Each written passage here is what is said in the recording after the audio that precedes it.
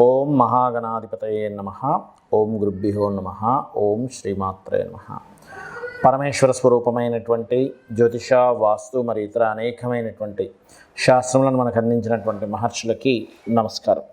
హయగ్రీవ హయగ్రీవ హయగ్రీవేతియో వధేత్తస్య నిస్సరతే వాణి జహ్నుకన్యా ప్రవాహవత్. అరుణాం కరుణాతరంగితాక్షీం ధృతపాశాంకుశపుష్పబాణచాపాం అనిమాదిభిరావృతాం మయూకైః అహమిత్యేవ విభావయే భవానీం. శ్రీమాత్రే నమః.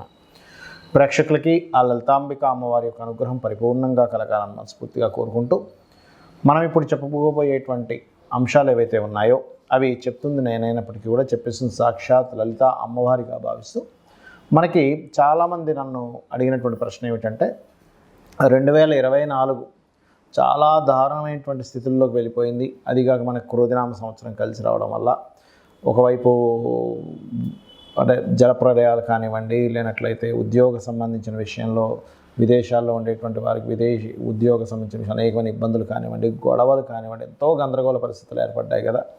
కనీసం 2025 అయినా బాగుంటుందా, ఇంకా 3 నెలల్లో రాబోయేటువంటి 2025 ఎలా ఉండబోతుంది, కొంచెమైనా ఆశాజనకంగా ఉంటుందా అనేటువంటిది అడిగారు. దాన్ని బట్టి నేను ముందుగా చెప్పడం జరుగుతుంది ఇది. సో ఇక్కడ దేశవ్యాప్తంగా ప్రపంచవ్యాప్తంగా ఉండేటువంటి సంఘటనలు, అదేవిధంగా మీ యొక్క పర్సనల్ చార్ట్ రీత్యా మీ జాతచక్రంలో ఉండేటువంటి కాంబినేషన్స్ అంటే మీ personal chart is different, but మీ రాశి రీత్యా మీ లగ్న రీత్యా ఈ యొక్క గురువు కానీ శని కానీ రాహుకేతులు కానీ మనకి 2025వ సంవత్సరంలో ఎప్పుడు మారుతున్నారని చూసుకున్నట్లయితే, మనకి గురువు మే 15కు మారుతున్నాడు. అప్పటి వరకు మనకు వృషభ రాశిలోనే ఉంటాడు. శని భగవానుడు 30 మార్చిను మారుతున్నాడు. రాహుకేతువులు ఏంటంటే 30 మే నుంచి మారుతున్నారు 2025లో. కాబట్టి ఈ గ్రహాలు మారే వరకు ఉండేటువంటి ఫలితాలు, మారిన తర్వాత ఉండేటువంటి ఫలితాలు 2025 సంవత్సరంలో అందరికీ ఎటువంటి ఫలితాలు కలగనున్నాయి, మరియు ఏం చేసుకోవాలి మీరు అనేటువంటి విషయం మనం ఇప్పుడు తెలుసుకుందాం. మిథున లగ్నము, మిథున రాశి.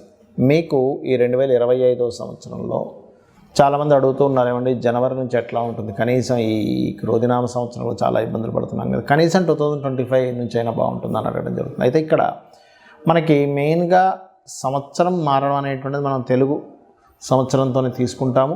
క్రోధి తర్వాత విశ్వవసు అనేటువంటి సంవత్సరం రాబోతుంది. సో అది ధన సమృద్ధినిచ్చేటువంటి సంవత్సరం అంటారు, కాబట్టి అందరికీ కూడా బాగుంటుంది చెప్పాలంటే. కాకపోతే ఇక్కడ మనకి గ్రహాలు కూడా మారాలి అప్పటికి. అంటే అలాగా మార్చ్ ఎండింగ్లోని మేలోని ఇక్కడే మారుతున్నాయి మేజర్ ప్లానెట్స్. అయితే ఇక్కడ మనం మిథునం వారికి కనుక చూసుకున్నట్లయితే, ఫస్ట్ ఆఫ్ ఆల్ శని భగవానుడు, కర్మకారకుడైన శని భగవానుడు భాగ్యం నుంచి దశమంలోకి వస్తున్నాడు. సో ఎప్పుడైతే దశమంలోకి వస్తాడో, అది కూడా మీకు దశమస్థానం, మీ మిథునానికి దశమస్థానం ఎప్పుడైతే అవుతుందో అది వృత్తి అభివృద్ధినిస్తుంది. వృత్తిపరంగా అభివృద్ధి యోగము, జాబ్ లేదు అనుకునేటువంటి వారికి ఏదో ఒక జాబ్లో సెట్ అవ్వడం మాత్రం ఖచ్చితంగా ఇస్తుంది.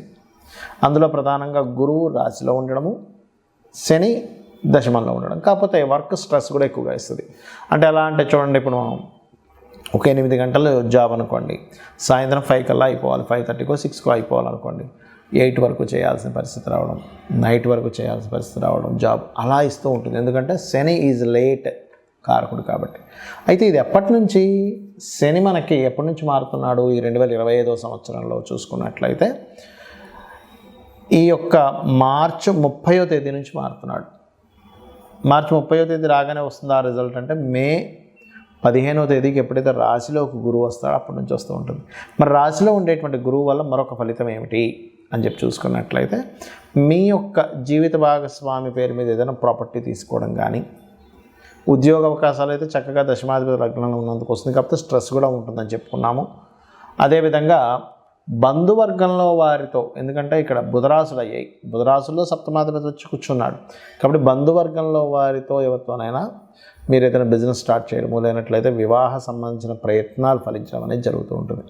కాకపోతే మీకు ఇప్పుడు ప్రజెంట్ ఉన్న కండిషన్లో 2025 మే 30వ తేదీ వరకు కేతు 4వ స్థానంలో ఉంటున్నాడు. కాబట్టి మీరు ఏదైనా చదువుకుందాం, ఏదైనా కొత్త కోర్స్ చేద్దాం అనుకుంటే మాత్రం మే 30 వరకు పెద్దగా యోగించదు. మే 30 తర్వాత అద్భుతంగా యోగిస్తుంది. కేతు మారిపోతాడు. కాకపోతే కేతు ఎప్పుడైతే 3వ స్థానంలోకి మారుతాడో, రాహు ఎప్పుడైతే 9వ స్థానంలోకి వెళ్తాడో, 2025 మే 30 నుంచి అక్కడ జరిగేటువంటి ఫలితాలు ఏమిటి, జాగ్రత్తలు ఏమిటంటే 3వ స్థానంలోకి ఎప్పుడైతే మారుతాడో ముఖ్యంగా గవర్నమెంట్ కాంట్రాక్ట్స్, గవర్నమెంట్ ఉద్యోగాలు చేసేవాళ్ళు, గవర్నమెంట్ పీపుల్తో మీరు ఏదైనా అగ్రిమెంట్ రాసుకునేటప్పుడు కొంత జాగ్రత్తగా ఉండండి. అలాగే రాహువు ఎప్పుడైతే మనకి భాగ్యస్థానంలోకి వెళ్తాడో మీరు ఆఫ్టర్ మే తర్వాత నుంచి కంటిన్యూస్గా పితృదేవతలకి ఎక్కువగా మీరు చేసుకుంటూ ఉండాలి, దేవత ఆరాధనతో పాటు. అప్పుడు మీకు బాగా కలిసి రావడం జరుగుతుంది. మరియు ఈ 9వ స్థానం ఎప్పుడైతే అయిందో అది న్యాచురల్ 11th హౌస్ కూడా అయింది. కాబట్టి బిజినెస్లు అవి కాస్త ఆన్లైన్ ద్వారా చేసేటువంటి బిజినెస్లు, విదేశీ సంబంధించిన బిజినెస్లు బాగా డెవలప్ అవుతాయి.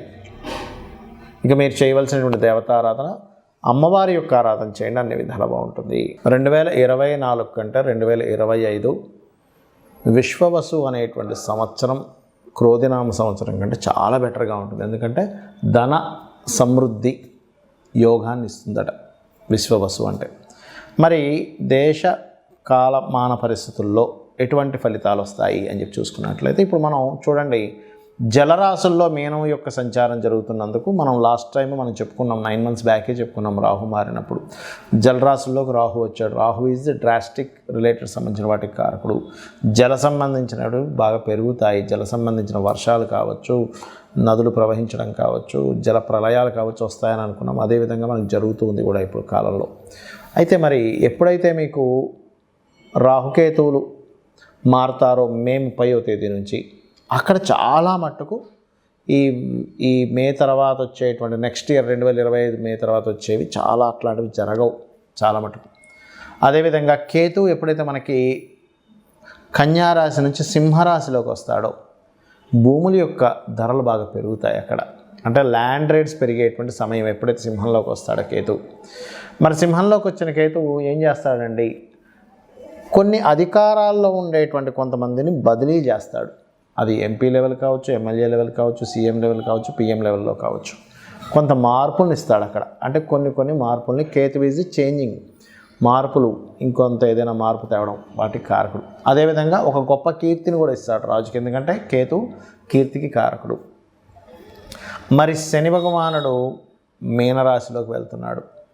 ఇక్కడ బాగా అర్థం చేసుకోండి, రాహు ఎప్పుడైతే మీనరాశిలో ఉన్నాడో కొన్ని ధర్మ సంబంధించినటువంటి విషయాలు అనేకమైనటువంటి ఘర్షణలు తీసుకొచ్చాడు.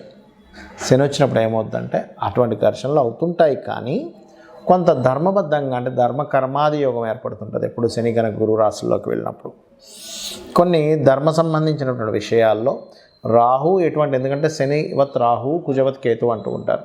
రాహు ఎటువంటి ఫలితాలను ఇస్తూ వచ్చాడో ఈ శని మీనరాశిలో ఉన్నప్పుడు ఏంటంటే ఎక్కువగా అంటే వర్షాలు పడవు, కానీ కొంచెం ఎక్కువగా ఎండ తక్కువగా ఉండడం, ఆ 2.5 సంవత్సరాలకు అసలు మబ్బు బట్టి ఎక్కువగా ఉండడం, ఇట్లాంటివి కూడా కొంత జరుగుతూ ఉంటాయి. అంటే చల్లదనం, కోల్డ్నెస్ పెరుగుతూ ఉంటుంది. ఎందుకంటే జలరాశుల్లోకి వెళ్ళిన శని కదా, కోల్డ్నెస్ మీకు కొన్ని దేశాలు మంచు ఎక్కువ పట్టడం కానీ, అదేవిధంగా ఎండాకాలం ఎందుకని ఎండ అంతగా ఎక్కువ కనిపించట్లేదు ఏంటి అనుకోవడం కానీ ఇట్లాంటివి ఎక్కువ జరుగుతూ ఉంటాయి.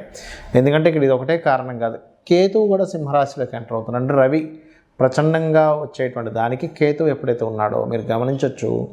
ఈ మీనరాశిలో 2.5 సంవత్సరాలు ఉండే శని, సింహరాశిలో సంవత్సరాలు ఉండేటువంటి కేతువు ఈ ఫలితాలు ఇస్తూ ఉంటాడు.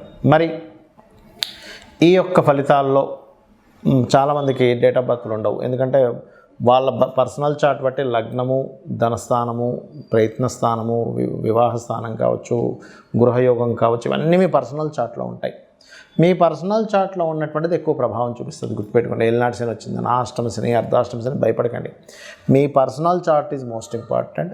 మరి పర్సనల్ చార్ట్ కూడా తెలియని వారు ఏం చేసుకోవాలి? ఈ 2025 సంవత్సరం అన్ని విధాలా బాగుండాలంటే మీరు ఆరాధన చేసుకోవడం, గణపతి యొక్క ఆరాధన చేసుకోండి. ఎక్కువగా గణపతిని ఎక్కువగా ఆరాధించండి. సూర్యుడిని, గణపతిని ఎక్కువ ఆరాధించండి.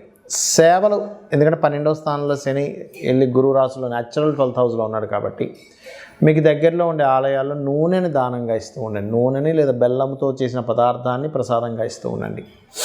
అలాగే మరొకటి ఏంటంటే మీరు ఏ బిజినెస్లు చేస్తున్నా కాస్త టెక్నాలజీతో కనెక్టివిటీ ఉండేలాగా మీరు ప్రయత్నం చేయండి. బాగా గ్రోత్ ఉంటుంది. ఎందుకంటే రాహు 11లో న్యాచురల్ 11th హౌస్లో సంచరించేటువంటి సమయము కాబట్టి ఇవి చేయండి, ఖచ్చితంగా మీకు బాగుంటుంది.